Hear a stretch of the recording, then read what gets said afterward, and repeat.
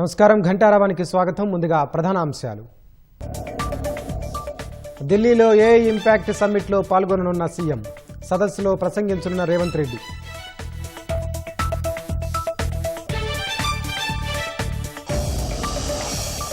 హైదరాబాద్ మైత్రివనం చౌరస్తాలోని ఆదిత్య ఎన్క్లేవ్ బిల్డింగ్లో అగ్ని ప్రమాదం, మంటల్లో చిక్కుకున్న విద్యార్థులను కాపాడిన పోలీసులు.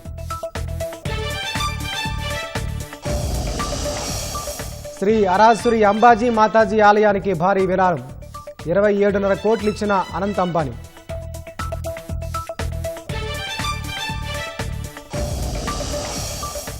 క్షమాభిక్ష బిల్లుకు వెనిజువేలా పార్లమెంట్ ఆమోదం, నాయకులు జర్నలిస్టులు జైలు నుంచి విడుదలయ్యే అవకాశం.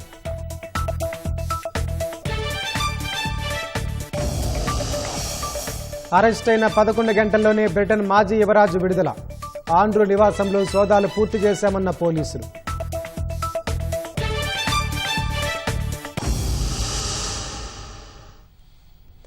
హైదరాబాద్ అమీర్పేట మైత్రివనం చౌరస్తాలోని ఆదిత్య ఎన్క్లేవ్ బిల్డింగ్లో అగ్ని ప్రమాదం జరిగింది. అన్నపూర్ణ బ్లాక్ మొదటి అంతస్తులోని కంప్యూటర్ పరికరాలమ్మే రామ్దేవ్ ఇన్ఫోటెక్, శివం టెక్నాలజీ షాపుల్లో మంటలు ఎగిసిపడ్డాయి. అగ్ని ప్రమాదంతో పరిసరాల్లో దట్టమైన పొగ అలుముకుంది. పక్కనే ఉన్న కోచింగ్ కేంద్రంలో చిక్కుకున్న విద్యార్థులను అగ్నిమాపక సిబ్బంది, పోలీసులు, స్థానికులు కలిసి బయటకు తీసుకొచ్చారు.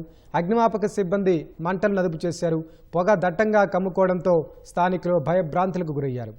ఆదిత్య ఎన్క్లేవ్ బిల్డింగ్ గ్రౌండ్ ఫ్లోర్లోని ప్యానెల్ బోర్డులో షార్ట్ సర్క్యూట్ వల్ల మంటలు చెలరేగినట్లు ప్రాథమికంగా గుర్తించారు.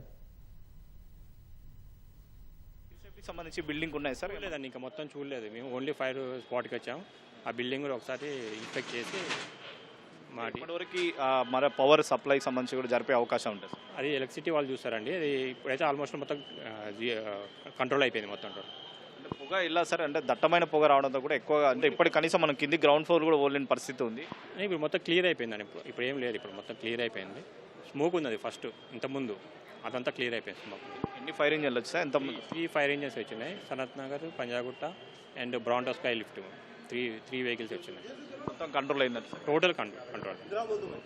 ఇది మొత్తం మీద ఫైర్కి సంబంధించి కూడా వెంటనే సమాచారంతో కూడా ఘటన స్థలానికి చేరుకున్న అగ్నిమాపక సిబ్బంది మొత్తం 3 ఫైర్ ఇంజన్లతో కూడా మంటలను పూర్తిగా అదుపులో చేయడం జరిగింది. ఎక్కడైతే కింద గ్రౌండ్ ఫ్లోర్లో కూడా కరెంట్ షాక్ సర్క్యూట్ కారణంగా కూడా ఒకేసారి మంటలు వ్యాపించడం, తర్వాత అక్కడ నుంచి దట్టమైన పొగలు రావడంతో కూడా 2, 3 అంతస్తులకు సంబంధించి కూడా పొగలు అలుముకోవడంతో కూడా అక్కడున్న కోచింగ్ సంబంధించి కూడా వచ్చిన విద్యార్థులు ఎవరైతే ఉన్నారో వాళ్ళందరూ కూడా కిటికీల ద్వారా కూడా కిందికి వచ్చే ప్రయత్నం చేస్తున్నప్పటికీ అప్పటికే అగ్నిమాపక సిబ్బంది నిచ్చెనల ద్వారా కూడా దాదాపు 50 నుంచి 60 మంది విద్యార్థులను అయితే కిందికి దించామని చెప్పి కూడా అధికారులు అయితే వెళ్లిస్తున్న పరిస్థితి అయితే ఉంది. ఓటు స్టూడియో.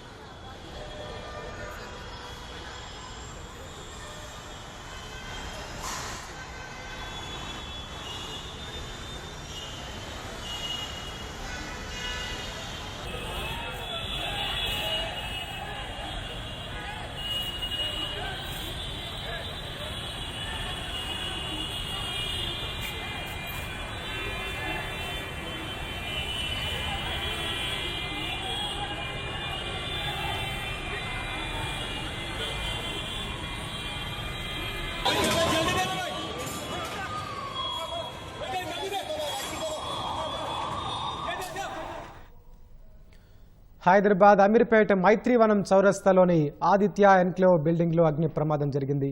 అన్నపూర్ణ బ్లాక్ మొదటి అంతస్తులోని కంప్యూటర్ పరికరాలమ్మే రామ్దేవ్ ఇన్ఫోటెక్, శివం టెక్నాలజీ షాపుల్లో మంటలు ఎగిసిపడ్డాయి. అగ్ని ప్రమాదంతో పరిసరాల్లో దట్టమైన పొగ అలుముకుంది.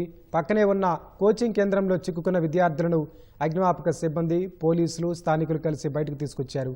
అగ్నిమాపక సిబ్బంది మంటలను అదుపు చేశారు. పొగ దట్టంగా కమ్ముకోవడంతో స్థానికులు భయభ్రాంతులకు గురయ్యారు. ఆదిత్య ఎన్క్లేవ్ బిల్డింగ్ గ్రౌండ్ ఫ్లోర్లోని ప్యానెల్ బోర్డులో షార్ట్ సర్క్యూట్ వల్ల మంటలు చెలరేగినట్లు ప్రాథమికంగా గుర్తించారు.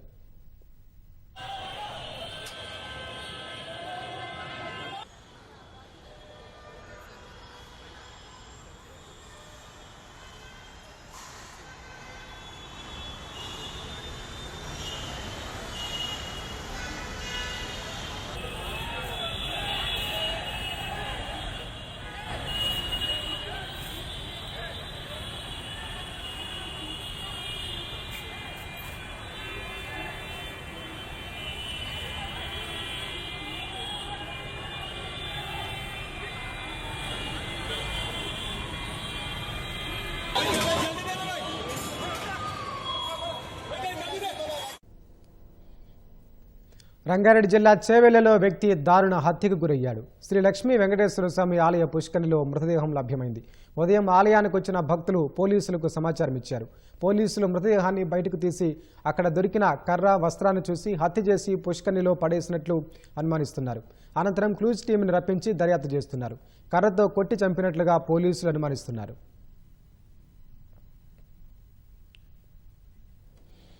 పెద్దపల్లి జిల్లా గోదావరి కనిలో ఓ వ్యక్తి కుటుంబ కలహాల కారణంగా అయిన వారిపై కత్తులతో విచక్షణరహితంగా దాడి చేశాడు. మార్కండేయ కాలనీలో నివాసం ఉంటున్న రామ్దూత్ అనే వ్యక్తికి అదే కాలనీలో ఉంటున్న తన చిన్నమ్మ కుటుంబానికి మధ్య గొడవ జరిగింది. గొడవల కారణంగా కక్ష పెంచుకున్న రామ్దూత్ కొబ్బరికాయలు కొట్టే కత్తితో వారిపై దాడి చేశాడు. ఈ దాడిలో అతని చిన్నమ్మ కొమురమ్మ, ఆమె కుటుంబీకులైన సుమిత్ర, ప్రణయ్లు తీవ్రంగా గాయపడ్డారు. రక్తపు మడుగుల్లో ఉన్న వారిని స్థానికులు ఆసుపత్రికి తరలించారు. వారిలో ప్రణయ్ పరిస్థితి విషమంగా ఉన్నట్లు సమాచారం. స్థానికుల సమాచారంతో ఘటనా స్థలానికి చేరుకున్న పోలీసులు కేసు నమోదు చేసి దర్యాప్తు చేస్తున్నారు. హైదరాబాద్ బాలాపూర్ పోలీస్ స్టేషన్ పరిధి కోభా కాలనీలో దారుణం జరిగింది. ఓ గుర్రం విషయంలో 3 వ్యక్తులపై 20 మంది కర్రలు, ఇనుప రాడ్లతో దాడి చేశారు. 3కి తీవ్ర గాయాలు కావడంతో స్థానికులు ఆసుపత్రికి తరలించారు. గుర్రం విషయంలో ఎందుకు గొడవ జరిగిందో తమకు తెలియదని బాధితుల బంధువులు తెలిపారు. దాడికి సంబంధించిన పోలీసులకు ఫిర్యాదు చేశామన్నారు. నిందితులను గుర్తించి చట్టపరమైన చర్యలు తీసుకోవాలని కోరారు. నిజామాబాద్ జిల్లా నవీపేటలో విషాదం చోటు చేసుకుంది. రైలు ఢీకొని ఓ మత్స్యకారుడు మృతి చెందారు. ఎంచ గ్రామానికి చెందిన పోసెట్టి గోదావరిలో చేపలు బట్టి వస్తున్న క్రమంలో రైలు పట్టాలు దాటుతుండగా దేవగిరి ఎక్స్ప్రెస్ ఢీకొట్టడంతో అక్కడికక్కడే ప్రాణాలు వదిలాడు.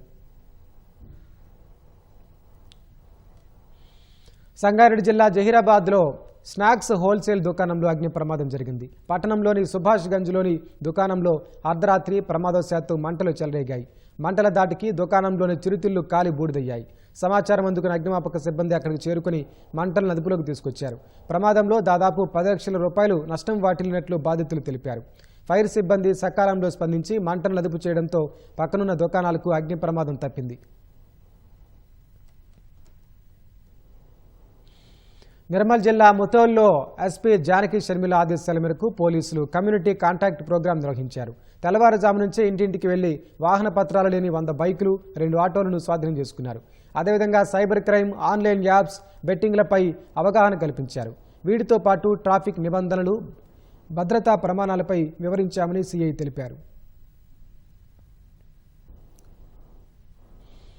హైదరాబాద్ కోర్ అర్బన్ రీజియన్లో తాగునీరు, మురుగునీటి సమస్యలను పరిష్కరించేందుకు జలమండలి బస్తీబాట కార్యక్రమానికి శ్రీకారం చుట్టింది. వారంలో 4 రోజుల పాటు ఉదయం 7 నుంచి 10 గంటల వరకు కాలనీలో పర్యటిస్తారు. మధ్యాహ్నం తర్వాత అధికారులు కార్యాలయాల్లో ఉంటారని జలమండలి వెల్లడించింది. సమస్యలను గుర్తించి శాశ్వత పరిష్కారం కోసం ప్రణాళికలను సిద్ధం చేయనున్నారు. జలమండలి మేనేజింగ్ డైరెక్టర్, జాయింట్ ఎండీ ఆకస్మిక తనిఖీలు నిర్వహిస్తూ ప్రజలతో మమేకమవుతారని పేర్కొంది. నీటి సరఫరాలో లీకేజీలు, సమయపాలన, నీటి వృధా, లో ప్రెషర్, నల్లాలకు మోటార్ల బిగింపు, తాగునీటి నాణ్యత పరిశీలించి త్వరగా చర్యలు తీసుకుంటారని జలమండలి తెలిపింది.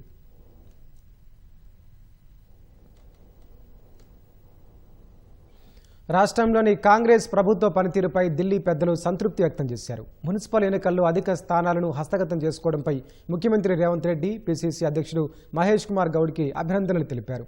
ప్రభుత్వ ప్రతిష్ట దెబ్బతినకుండా నైనీ బొగ్గుగని వివాదంపై సమగ్ర వివరణ ఇవ్వాలని అధిష్టానం సూచించినట్లు తెలుస్తోంది. మేడారం జాతరకి జాతీయ స్థాయిలో ప్రచారం కల్పించాలని సూచించింది. రాష్ట్ర ముఖ్య నాయకులతో ఢిల్లీలో నిర్వహించిన కాంగ్రెస్ పెద్దల సమావేశం ఆహ్లాదకర వాతావరణంలో సాగింది. మల్లికార్జున ఖర్గే, రాహుల్ గాంధీ, వేణుగోపాల్ పాల్గొన్న ఆ సమావేశానికి సీఎం రేవంత్ రెడ్డి, పీసీసీ అధ్యక్షుడు మహేష్ కుమార్ గౌడ్, ఉప ముఖ్యమంత్రి భట్టి విక్రమార్క సహా మంత్రులంతా హాజరయ్యారు. రాష్ట్రంలోని రాజకీయ పరిణామాలు, పంచాయతీ, మున్సిపల్ ఎన్నికల ఫలితాలు, పార్టీ బలోపేతంపై ఏఐసీసీకి పీసీసీ నివేదిక ఇచ్చింది. ముఖ్యమంత్రి రేవంత్ రెడ్డి మంత్రుల పనితీరు, ప్రభుత్వం చేపడుతున్న సంక్షేమ, అభివృద్ధి కార్యక్రమాలు, రోజువారీ పాలనలో తీసుకుంటున్న చర్యలపై నివేదించారు. ఆ నివేదికపై దాదాపు పార్టీ సీనియర్లతో కాంగ్రెస్ పెద్దలు సుదీర్ఘంగా సమీక్ష నిర్వహించారు. మున్సిపల్ ఎన్నికల్లో ఘన విజయం సాధించినందుకు ముఖ్యమంత్రి రేవంత్ రెడ్డి, పీసీసీ అధ్యక్షుడు మహేష్ కుమార్, మంత్రుల బృందానికి కాంగ్రెస్ పెద్దలు అభినందనలు తెలిపారు. కొన్ని చోట్ల పరాజయానికి గల కారణాలపై ఆరా తీశారు. గెలిచిన చోట అభివృద్ధి పనులు వేగవంతం చేయాలని, తక్కువ మెజారిటీతో గెలిచిన మున్సిపాలిటీల్లో నాయకుల మధ్య సమన్వయం పెంచాలని సూచించినట్లు తెలుస్తోంది. మంత్రుల పనితీరు, శాఖల వారీ సమీక్ష, ఆదాయ వ్యయ పరిస్థితి, రాష్ట్ర ఆర్థిక వనరులపై చర్చ జరిగింది. అభివృద్ధి, సంక్షేమం రెండూ సమప్రాధాన్యంతో కొనసాగారని అధిష్టానం స్పష్టం చేసినట్లు సమాచారం. ఎన్నికల్లో ఇచ్చిన హామీల అమలుపై అగ్రనేతలు ఆరా తీశారు. ప్రభుత్వ పథకాలు క్షేత్రస్థాయికి చేరడం వల్లే మున్సిపల్ ఎన్నికల్లో మంచి ఫలితాలు వచ్చాయని సీఎం రేవంత్ రెడ్డి వివరించినట్లు తెలుస్తోంది. నైని బొగ్గుగని వివాదం పెద్దదిగా మారకుండా జాగ్రత్తలు తీసుకోవాలని రాష్ట్ర ప్రభుత్వానికి కాంగ్రెస్ పెద్దలు సూచించినట్లు తెలుస్తోంది. వచ్చిన ఆరోపణలు, ప్రభుత్వ వైఖరి, పారదర్శకతపై స్పష్టమైన వివరణ ఇవ్వాలని పార్టీ వర్గాలు చెప్తున్నాయి. మేడారం జాతరపై సమావేశంలో చర్చకొచ్చింది. ఆదివాసీల ఆత్మగౌరవానికి ప్రతీకగా నిలిచిన సమ్మక్క సారళమ్మల పోరాటగాథను దేశవ్యాప్తంగా ప్రచారం చేయాలని కాంగ్రెస్ పెద్దలు సూచించినట్లు సమాచారం. గ్రామ, పట్టణ స్థాయిలో పార్టీ సంస్థాగతంగా బలోపేతానికి యువత, మహిళల్ని మరింతగా ఆకర్షించాలని అభిప్రాయపడ్డారు. ఎన్నికల్ని సమర్థంగా ఎదుర్కొనేందుకు బూత్ స్థాయిలో పక్కాగా మేనేజ్మెంట్ ఉండాలని, అభివృద్ధి, సంక్షేమం కలిపిన రాజకీయ అజెండాతో ముందుకు సాగాలని సూచించినట్లు తెలుస్తోంది. రాజ్యసభ స్థానాల భర్తీ అంశం సమావేశంలో చర్చకొచ్చినట్లు పార్టీ వర్గాలు చెప్తున్నాయి. అభ్యర్థుల ఎంపికలో సామాజిక సమతౌల్యత, పార్టీ విధేయత, జాతీయ స్థాయిలో ప్రాతినిధ్యం, సామర్థ్యం వంటి అంశాల్ని పరిగణలోకి తీసుకోవాలని కాంగ్రెస్ పెద్దలు సూచించినట్లు తెలుస్తోంది. నాయకుల మధ్య విభేదాలు సమసిపోయేలా తక్షణం చర్యలు చేపట్టాలని పార్టీ రాష్ట్ర నాయకత్వానికి స్పష్టం చేసినట్లు సమాచారం. టీజీఎస్పీడీసీఎల్లో 8 మంది అవినీతి అధికారులపై వేటు పడింది. ఏడాది కాలంగా యాంటీ బ్రైవరీ సెల్కి వినియోగదారుల నుంచి వచ్చిన ఫిర్యాదుల ఆధారంగా విచారణ చేసిన తర్వాతే ఉద్యోగులను సస్పెండ్ చేసినట్లు సీఎండీ ముషారఫ్ ఫారూఖీ తెలిపారు. మరికొంతమందిపై వచ్చిన ఫిర్యాదులపైన విచారణ కొనసాగుతోందని, వారిపై శాఖాపరమైన చర్యలు తప్పవని స్పష్టం చేశారు. అవినీతి అధికారులపై ఎస్పీడీసీఎల్ యాజమాన్యం కొరడా ఝుళిపించింది. వినియోగదారుల నుంచి అదనపు డబ్బులు డిమాండ్ చేస్తూ వేధింపులకు గురిచేస్తున్న సిబ్బందిపై యాజమాన్యం దృష్టి సారించింది. అందుకోసం ఎస్పీడీసీఎల్ యాంటీ బ్రైవరీ సెల్ ఏర్పాటు చేసింది. అవినీతి అధికారులపై వచ్చిన ఫిర్యాదులపై ఎన్ఫోర్స్మెంట్ విభాగం లోతైన విచారణ జరిపింది. ఆధారాలతో సహా పట్టుబడిన 8 మంది సిబ్బందిపై సీఎండీ ముషారఫ్ ఫారూఖీ వేటు వేశారు. సస్పెన్షన్ కాలంలో వారంతా సంబంధిత సర్కిల్ కార్యాలయాల్లోనే అందుబాటులో ఉండాలని, అనుమతి లేకుండా హెడ్ క్వార్టర్స్ విడిచి వెళ్లకూడదని ఆదేశించింది. నిబంధనల ప్రకారం కేవలం బతుకుదెరువు భత్యం మాత్రమే చెల్లిస్తామని పేర్కొన్నారు. తదుపరి విచారణలో పూర్తిస్థాయి నివేదిక వచ్చిన తర్వాత తుది చర్యలు తీసుకుంటామని యాజమాన్యం స్పష్టం చేసింది. కొత్త కనెక్షన్లు, ప్యానెల్ బోర్డు ఏర్పాటు, ట్రాన్స్ఫార్మర్ మంజూరు వంటి పనులకు ముడుపులు తీసుకున్న విద్యుత్ ఉద్యోగులపై దాదాపు 250కి పైగా ఫిర్యాదులు వచ్చాయి. వాటిపై సంస్థ విజిలెన్స్ విచారణ జరపగా ఆ విషయం వెలుగు చూసింది. ఫోన్పే, గూగుల్ పే వంటి చెల్లింపుల ద్వారా అధికారులు ముడుపులు స్వీకరించినట్లు విచారణలో వెల్లడి కావడంతో ఆ అవినీతి అధికారులపై వేటు వేసినట్లు ఎస్పీడీసీఎల్ స్పష్టం చేసింది. Bhuvanagiri ADE Anand Reddy EV charging స్టేషన్లకు విద్యుత్ కనెక్షన్ ఇచ్చేందుకు 5,000 తీసుకుని పట్టుబడ్డారు. గద్వాల శాంతినగర్ ఏఈ చిన్న సుబ్బారాయుడు తన భార్య ఫోన్పేకి 25,000 బదిలీ చేయించుకుని చిక్కాడు. గద్వాల జిల్లా అల్వాల్ పాడ్ linemen Shaik Shavali 11 KV line నుంచి జంపర్ కనెక్షన్ కోసం 2,500 లంచం తీసుకున్నందుకు విధుల నుంచి తొలగించారు. మేడ్చల్ జిల్లా Bhagyanagar section AE Shahbaz Ahmed apartment కు ట్రాన్స్ఫార్మర్ ఏర్పాటు, లైన్ షిఫ్టింగ్ పనుల కోసం వేర్వేరు సందర్భాల్లో లక్షలు లంచం డిమాండ్ చేసినట్లు ఆరోపణలొచ్చాయి. వినియోగదారుడు వాయిస్ రికార్డుల్ని ఆధారాలుగా సమర్పించడంతో సస్పెన్షన్ వేటు వేశారు. Sangareddy circle sub engineer Madhusudan అవినీతి, విధి నిర్వహణలో దుష్ప్రవర్తన కారణంగా ఇతడిపై విచారణకు ఆదేశిస్తూ సస్పెండ్ చేశారు. యాదాద్రి జిల్లా చౌటుప్పల్ లైన్మెన్ జల్లపల్లి శ్రీనివాస్ అనుమతి లేకుండా 5 HP లోడ్ కనెక్షన్ ఇస్తారని నమ్మించి వినియోగదారుడు నుంచి 45,000 తీసుకుని పట్టుబడ్డారు. సైబర్ సిటీ పరిధిలోని జూటుపల్లి గ్రామం జూనియర్ లైన్మెన్ విద్యుత్ ట్రాన్స్ఫార్మర్ మంజూరులో ఉద్దేశపూర్వకంగా జాప్యం చేసినందుకు చర్యలు తీసుకున్నారు. మలక్పేట సెక్షన్ పరిధిలోని గ్రేడ్ 3 ఆర్టీజన్ ఎండీ ఖలీల్ 2,100 తీసుకుంటూ పట్టుబడ్డారు. అధికారులు ఎవరైనా ఇబ్బందులకు గురిచేస్తే యాంటీ బ్రైవరీ సెల్ కు ఫిర్యాదు చేయాలని ఎస్పీడీసీఎల్ సీఎండీ ముషారఫ్ ఫారూఖీ సూచించారు. మాజీ మంత్రి, కాంగ్రెస్ సీనియర్ నేత జీవన్ రెడ్డి అస్వస్థతకు గురయ్యారు. నిన్న ఫుడ్ పాయిజన్ కావడంతో జీవన్ రెడ్డి ఇబ్బంది పడ్డారు. మెరుగైన వైద్య సేవల కోసం జీవన్ రెడ్డిని హైదరాబాద్ నిమ్స్కు తరలించారు. గత కొంతకాలంగా జీవన్ రెడ్డి మానసికంగా ఇబ్బంది పడుతున్నట్లు తెలుస్తోంది. జగిత్యాల మేయర్ విషయంలో ఎమ్మెల్యే సంజయ్ వర్గం, జీవన్ రెడ్డి వర్గాల మధ్య పోటాపోటీ నెలకొంది.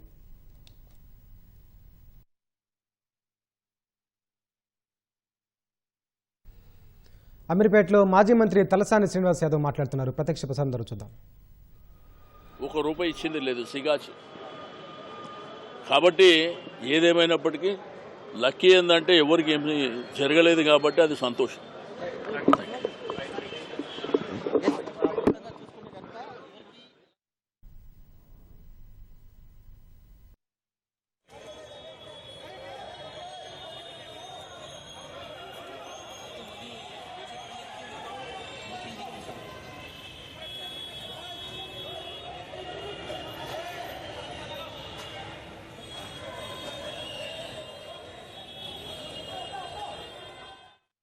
పసిఫిక్ మహాసముద్రంలో అక్రమంగా తరలిస్తున్న 6.6 టన్నుల కొకైన్ను ఎల్ సాల్వడార్ నౌకాదళం సీజ్ చేసింది. ఈ నెల 15న మాదక ద్రవ్యాలను పట్టుకోగా తాజాగా అందుకు సంబంధించిన దృశ్యాలను విడుదల చేసింది. సీజ్ చేసిన 300కు పైగా బండిళ్లను లా యూనియన్ పోర్టుకు తరలించింది. బోటు టాంజానియాలో రిజిస్టర్ అయిందని నేవీ అధికారి తెలిపారు. బోటులో అడుగు భాగంలో దాచిన 330కు పైగా కొకైన్ బండిళ్లను తమ డైవర్లు వెలికితీశారని వెల్లడించారు. కొలంబియా, పనామా, ఈక్వెడార్, నికరాగ్వా దేశాలకు చెందిన 10 మందిని అరెస్టు చేశామని చెప్పారు. అటు మెక్సికో నౌకాదళం కూడా 4 టన్నుల మాదక ద్రవ్యాలను సీజ్ చేసింది. యుఎస్ నార్థర్న్ కమాండ్ ఇచ్చిన నిఘా సమాచారంతో ఈ ఆపరేషన్ చేపట్టామని తెలిపింది.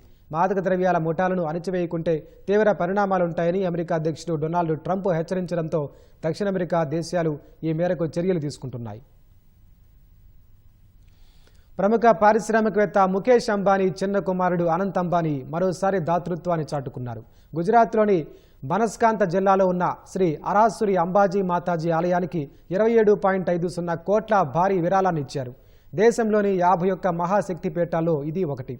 ఈ ఆలయానికి భక్తుల తాకిడి పెరగడంతో సౌకర్యాలను పెంచే లక్ష్యంతో శ్రీ అరాసురి అంబాజీ మాత దేవస్థాన్ ట్రస్ట్ ఈ నెల 18న జై అంబే తిథి భోజన్ అనే సేవా పథకాన్ని ప్రకటించింది. తొలి రోజే భక్తుల నుంచి 30 కోట్ల రూపాయలకు పైగా విరాళాలు వచ్చాయి. ఇందులో 27 కోట్ల 50 లక్షల రూపాయలను అనంత్ అంబానీ తరపున రిలయన్స్ ఫౌండేషన్ ప్రతినిధులు ఆలయ ట్రస్టుకు అందజేశారు. భక్తులు ఇచ్చిన విరాళాలను 5 ఏళ్ల పాటు అన్నదానం కోసం వినియోగించనున్నామని ఆలయ ట్రస్ట్ తెలిపింది. ఎప్స్టీన్తో సంబంధాలు సహా అధికార దుర్వినియోగానికి పాల్పడిన ఆరోపణలపై అరెస్టైన బ్రిటన్ మాజీ యువరాజు ఆండ్రూ మౌంట్ బాటెన్ విండ్సర్ విడుదలయ్యారు. బ్రిటన్ కాలమానం ప్రకారం గురువారం సాయంత్రం ఆండ్రూను విడిచిపెట్టామని థేమ్స్ వ్యాలీ పోలీసులు తెలిపారు. సుమారు 11 గంటల పాటు ఆయన పోలీస్ కస్టడీలో ఉన్నారు. ఆండ్రూ నివాసంలో సోదాలు పూర్తయ్యాయని పోలీసులు తెలిపారు. మరో నివాసంలో సోదాలు ఇంకా కొనసాగుతున్నాయని చెప్పారు. ఆండ్రూపై పోలీసులు ఇంకా నేరారోపణలు నమోదు చేయలేదని అంతర్జాతీయ మీడియా పేర్కొంది. 2010-11లో ఆండ్రూ యూకే వాణిజ్య ప్రతినిధిగా ఉన్న సమయంలో తన అధికారిక విధులను సంబంధించిన అత్యంత రహస్య పత్రాలను జెఫ్రీ ఎప్స్టీన్కు పంపారనేది ప్రధాన ఆరోపణ. ఇటీవల బయటపడిన 3 మిలియన్ల పేజీల ఎప్స్టీన్ ఫైల్స్ ద్వారా ఈ వ్యవహారం వెలుగులోకి వచ్చింది. అందులో ఆండ్రూకు సంబంధించిన కొన్ని అభ్యంతరకర ఫోటోలు కూడా ఉన్నాయి. ఈ నేపథ్యంలోనే ఆయన్ను నిన్న పోలీసులు అరెస్టు చేశారు. అయితే 11 గంటల్లోనే విడిచిపెట్టడం గమనార్హం.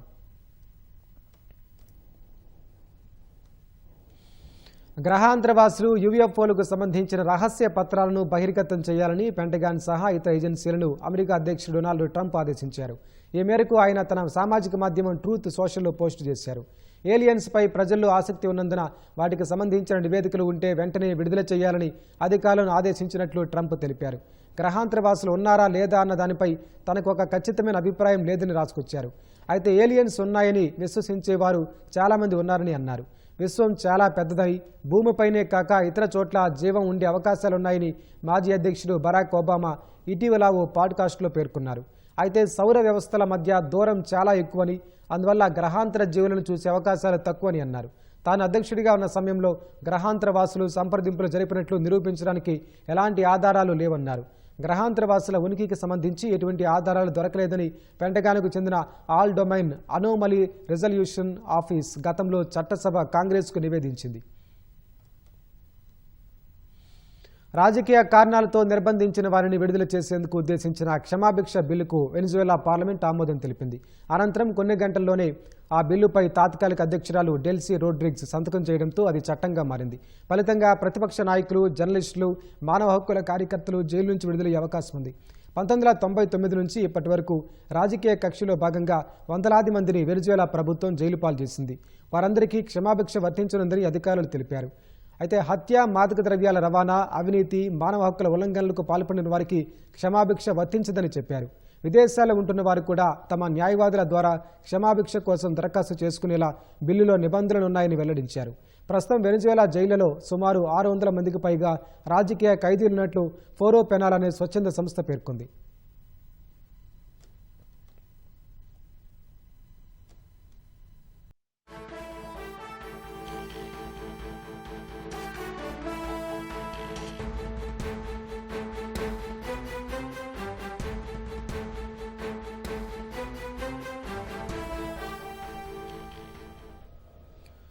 తాజా అంశాన్ని చూస్తున్నాం. హైదరాబాద్ నాంపల్లి సిబిఐ కోర్టుకు మరోసారి బాంబు బెదిరింపులు కలకలం రేపాయి. బాంబు పేరుతో మెయిల్ రావడంతో పోలీసులు అప్రమత్తమయ్యారు. కోర్టు వద్దకు చేరుకున్న బాంబు డాగ్ స్క్వాడ్ బృందాలు తనిఖీలు చేస్తున్నాయి. 2 రోజుల క్రితం కూడా ఇలాంటి లేఖ ఒకటి రాగా అధికారులు తనిఖీలు చేసి ఫేక్ కాల్గా తేల్చారు. తాజాగా మరోసారి ఫోన్ రావడంతో నిగ్గు తేల్చే పనిలో పడ్డారు.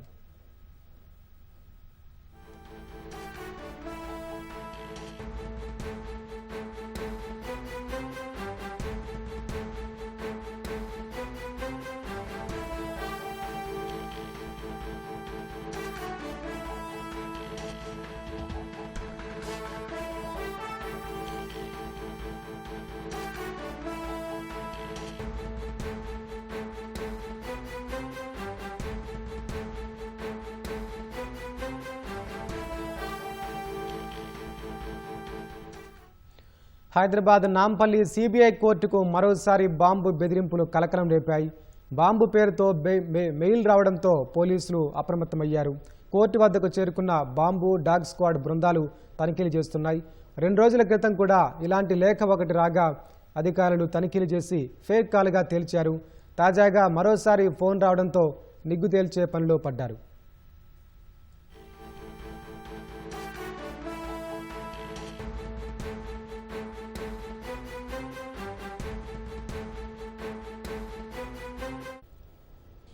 ఐఐటి హైదరాబాద్లో ఎంఎస్ఎంఈ టెక్ కనెక్ట్ 2026 ఘనంగా ప్రారంభమైంది. సాంకేతికతల వాణిజ్యీకరణను వేగవంతం చేయడం, దేశంలోని ఎంఎస్ఎంఈ పర్యావరణ వ్యవస్థను బలోపేతం చేయడమే లక్ష్యంగా నిర్వహిస్తున్న 3 రోజుల జాతీయ వేదికకు ఐఐటి హైదరాబాద్ నాంది పలికింది.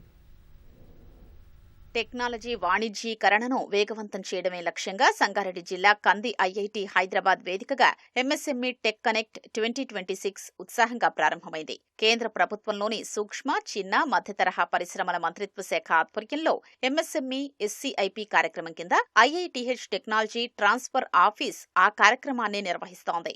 ఈ వేదిక ద్వారా ఆవిష్కర్తలు, స్టార్టప్లు, ఎంఎస్ఎంఈలు, కార్పొరేట్ సంస్థలు, పెట్టుబడిదారులు, పరిశోధనా సంస్థలు, విధాన రూపకర్తలు ఒకచోట చేరి ప్రయోగశాల నుంచి మార్కెట్ వరకు సాంకేతిక పరిష్కారాల ప్రయాణాన్ని వేగవంతం చేయడానికి పరస్పర సహకారాన్ని పెంపొందిస్తున్నారు. Agritech, health tech, biotech, AI and data, robotics, food tech, pharmaceutical సహా పలు విభాగాల్లో ఆధునిక సాంకేతికత ఆవిష్కరణల్ని ప్రదర్శించారు. ప్రభుత్వ పథకాలు సహా వివిధ అంశాలపై ఎంఎస్ఎంఈలకు మార్గనిర్దేశం చేశారు. సాంకేతికత, పరిశోధన ప్రయోగశాలలు, ఇంక్యుబేటర్లు, యాక్సిలరేటర్లు, ఫండింగ్ ఏజెన్సీలతో ప్రత్యక్ష, పరస్పర చర్యలకు ఈ కార్యక్రమం మంచి అవకాశమని MSME development and facilitation joint director CSS Rao అభిప్రాయపడ్డారు. వేరియస్ టెక్నాలజీస్ మన గవర్నమెంట్ సిఎస్ఐఆర్ ల్యాబ్స్ కానివ్వండి, వేరే రీసెర్చ్ అండ్ డెవలప్మెంట్ ల్యాబొరేటరీస్ కానీ తయారు చేసిన టెక్నాలజీస్ని ఎంఎస్ఎంఈస్కి ట్రాన్స్ఫర్ చేయడమే దీని ఈ టెక్ కనెక్ట్ యొక్క ముఖ్య ఉద్దేశ్యం. ఈ టెక్నాలజీని ట్రాన్స్ఫర్ చేయడానికి కొంత ఖర్చు అవుతుంది. ఆ ఖర్చు ఏదైతే ఉందో అది గవర్నమెంట్ ఆఫ్ ఇండియా దాదాపు 10 లక్షల వరకు, మ్యాక్సిమం 10 లక్షల వరకు దాన్ని రీఎంబర్స్ చేస్తుంది ఎంఎస్ఎంఈస్కి. जितने भी मैंने यहाँ देखा, the all are innovative technologies are here. तो I am requesting all the industry partners और जो भी कोई इंडस्ट्री टेक्नोलॉजी ट्रांसफर लेने के लिए इंटरेस्टेड है, they should visit this. And I am thank to IIT Hyderabad and the organization team of technology transfer office जो कि ये कंडक्ट कर रहे हैं, जो कि बहुत अच्छा इनिशिएटिव है, जो कि स्टार्टअप और इंडस्ट्री की कनेक्टिविटी के लिए ये एक बहुत अच्छा मंच रहेगा, जो कि भारत की इकोनॉमिक सुधार के लिए बहुत बड़ा काम भी करेगा. ఉపాధి సృష్టి, ఎంఎస్ఎంఈల బలోపేతం, జీడీపీలో స్పష్టమైన వాటా కలిగించేలా ఆవిష్కరణలు రూపాంతరం చెందాలని వక్తలు అభిప్రాయపడ్డారు. అకాడమిక్ ఆవిష్కరణలు, పరిశ్రమ అవసరాల మధ్య ఉన్న అంతరాన్ని తగ్గించడంలో ఎంఎస్ఎంఈ టెక్ కాంట్రాక్ట్ కీలక వేదికగా మారిందని తెలిపారు. కలసి పనిచేద్దాం, వాణిజ్యీకరించుదాం, ప్రపంచ స్థాయిలో పోటీ పడదామని royal Danish embassy counsellor doctor Louise Boisen తెలిపారు. showcasing some of India's ingenuity, some of India's innovation here in this region. And here at this exhibition, we have 100 different technologies ready to be commercialized in and open for business, basically for any investors interested in some of these. We have a lot of technologies from CSRI and many other institutions, including, of course, also IIT Hyderabad itself. Yes.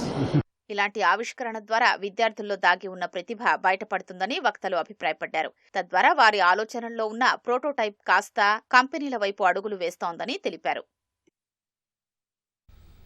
Global robotics company Addverb robo ట్రాకర్ను ఆవిష్కరించింది. అత్యంత ప్రమాదకరమైన సంక్లిష్టమైన పారిశ్రామిక వాతావరణంలో పనిచేసే సరికొత్త తరం 4 కాళ్ల రోబోను ఢిల్లీలో జరుగుతున్న ఇండియా ఏ ఇంపాక్ట్ సదస్సులో ప్రదర్శించింది. పరిమిత భూభాగాల నుంచి అస్థిర ప్రదేశాల వరకు సంప్రదాయ యంత్రాలు, మనుషులు వెళ్లలేని కఠిన ప్రదేశాల్లో పనిచేసేలా ఈ రోబో ట్రాకర్ను రూపొందించారు. ఢిల్లీలో జరుగుతున్న ఇండియా ఏఐ ఇంపాక్ట్ సదస్సులో రోబో ట్రాకర్ ప్రధాన ఆకర్షణగా నిలిచింది. ఈ 4 కాళ్ల రోబో మెట్లు ఎక్కటం, ఏటవాలు ప్రదేశాల్లో నడవటం, కఠినమైన ఉపరితలాలపై కూడా స్థిరంగా ప్రయాణించి సత్తా చాటింది.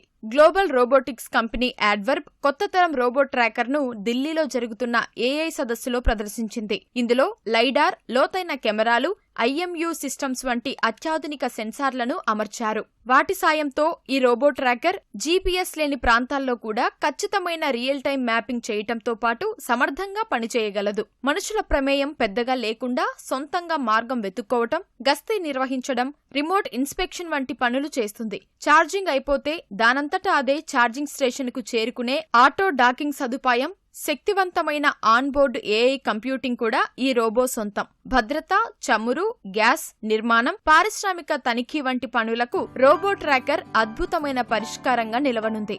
ఎక్కువ బరువులు మోయగల హెవీ డ్యూటీ మోడల్ సహా ఇది పలు వేరియంట్లలో అందుబాటులో ఉంది.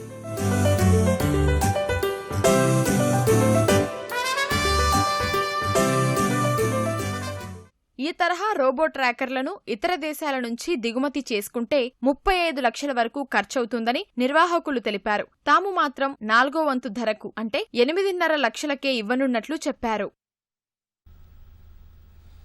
అమెరికా నేతృత్వంలోని వ్యూహాత్మక కూటమి పాక్స్ సిలికాలో భారత్ చేరింది. ఢిల్లీలో జరుగుతున్న ఏఐ ఇంపాక్ట్ సమ్మిట్ వేదికగా ఈ ఒప్పందంపై భారత్ సంతకం చేసింది. ఈ కార్యక్రమానికి కేంద్ర ఐటీ శాఖ మంత్రి అశ్విని వైష్ణవ్, భారత్లో అమెరికా రాయబారి సెర్గియో గోర్, అమెరికా ఆర్థిక వ్యవహారాల సహాయ మంత్రి జాకబ్ హెల్బర్గ్ హాజరయ్యారు. అరుదైన ఖనిజాల విషయంలో చైనా ఆధిపత్యానికి చెక్ పెట్టాలన్న లక్ష్యంతో గతేడాది డిసెంబర్లో అమెరికా ఈ కూటమిని నెలకొల్పింది. కీలక ఖనిజాల విషయంలో పటిష్టమైన సరఫరా గొలుసును ఏర్పరచాలని లక్ష్యంగా పెట్టుకుంది. ఇందులో జపాన్, దక్షిణ Korea, Singapore, Greece, UK, Israel, UAE, Australia సభ్యదేశాలుగా ఉన్నాయి. పాక్స్ సిలికాలో భారత్ చేరడం వ్యూహాత్మక ముందడుగని భారత్లో అమెరికా రాయబారి సెర్గియో గోర్ అన్నారు. స్వేచ్ఛాయుత ప్రజలు ఏకమైతే భవిష్యత్తు వారిదే అవుతుందని చెప్పడానికి పాక్స్ సిలికా ఒక నిదర్శనమని అమెరికా మంత్రి జాకబ్ హెల్బర్గ్ వ్యాఖ్యానించారు. దేశంలో సెమీ కండక్టర్ ఎకోసిస్టమ్ అభివృద్ధికి పాక్స్ సిలికా దోహదం చేస్తుందని ఐటీ శాఖ మంత్రి అశ్విని వైష్ణవ్ తెలిపారు. నిజామాబాద్లో మంత్రి పొన్నం ప్రభాకర్ మాట్లాడుతున్నారు. ప్రత్యక్ష ప్రసారం చూద్దాం. ఫెడరల్ సిస్టంలో కేంద్ర రాష్ట్ర ప్రభుత్వాల బంధుత్వం, భాగస్వామ్యాన్ని దృష్టిలో పెట్టుకొని తప్పకుండా కేంద్ర ప్రభుత్వం రాష్ట్రానికి అన్ని రకాలుగా సహకరించాల్సిన అవసరం ఉంది. ఇక్కడి నుంచి ప్రాతినిధ్యం వహిస్తున్న బీజేపీ ఎంపీలు 8 మంది కావచ్చు, 2 కేంద్ర మంత్రులు కావచ్చు, 2 సార్ల బడ్జెట్లో విఫలమైనటువంటి పరిస్థితుల్లో, తెలంగాణ రాష్ట్ర వివక్షకు గురవుతున్నటువంటి సందర్భంలో, తెలంగాణ అభివృద్ధికి సంబంధించినటువంటి అనేక ప్రణాళికలు పెండింగ్లో ఉన్నటువంటి పరిస్థితుల్లో భారతీయ జనతా పార్టీ నేతృత్వంలో ఉన్నటువంటి నరేంద్ర మోడీ కేంద్ర ప్రభుత్వం తెలంగాణ వివక్ష పట్ల మరిచి తెలంగాణ ఈ దేశంలో 29వ రాష్ట్రంగా మరి ఈనాడు తెలంగాణ బిల్ పాసుడని కోట్లాది మంది తెలంగాణ ప్రజల ఆకాంక్ష నెరవేర్చిన సందర్భంగా వనవాసం అయితే 14 ఏళ్ళు ఉంటుంది కావచ్చు, కానీ 12 ఏళ్ళు అయింది. ఇప్పటికైనా బీజేపీ శీతకన్ను వదిలిపెట్టి తెలంగాణ ప్రజల అభివృద్ధిలో భాగస్వాములు కావాలని సందర్భంగా ఒక తెలంగాణ ఉద్యమకారుడిగా కోరుకుంటూ తెలంగాణ ప్రజలందరికీ తెలంగాణ ప్రజల ఆకాంక్షకు అనుగుణంగా ఆనాడు సోనియా గాంధీ గారి నాయకత్వంలో మరి పార్లమెంటు సభ్యుడిగా తెలంగాణ కోసం నినదించినాం. సోనియా గాంధీ గారి నాయకత్వంలో మరి ఈరోజు తెలంగాణ సాధించుకున్నాం. తెలంగాణ తల్లిగా ఈ సందర్భంలో మరొక్కసారి సోనియా గాంధీ గారికి ధన్యవాదాలు.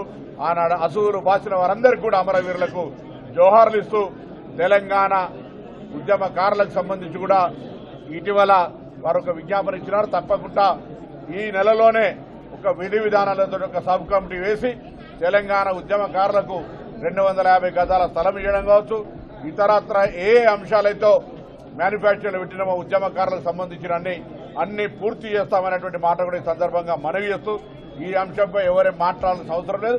తప్పకుండా మా బాధ్యత. పిసిసి అధ్యక్షుడు మహేష్ కుమార్ గౌడ్ గారు, నేను గౌరవ ముఖ్యమంత్రి గారితో మాట్లాడాం. త్వరలోనే కమిటీ వేసి తెలంగాణ ఉద్యమం కోసం జైల్లోకి వెళ్ళినటువంటి వాళ్ళు, కేసులు భరించినటువంటి వాళ్ళు, ప్రాణాలు అర్పించినటువంటి వాళ్ళు, ఇలా యాదగిరి సిరిపురం యాదగిరి గారి అమర దినం కూడా ఈరోజు ఈ విధంగా ఇటువంటి పరిస్థితులలో వారికి తప్పకుండా మరి మేమందరూ కూడా నివాళులు అర్పిస్తూ తెలంగాణ ఉద్యమకారుల ఆకాంక్షకు అనుగుణంగా ఈ ప్రభుత్వ విధానంలో వారికి సరి అయినటువంటి ప్రాతినిధ్యాన్ని కలిగిస్తామనేటువంటి మాట కూడా ఈ సందర్భంగా మనం చేస్తాం.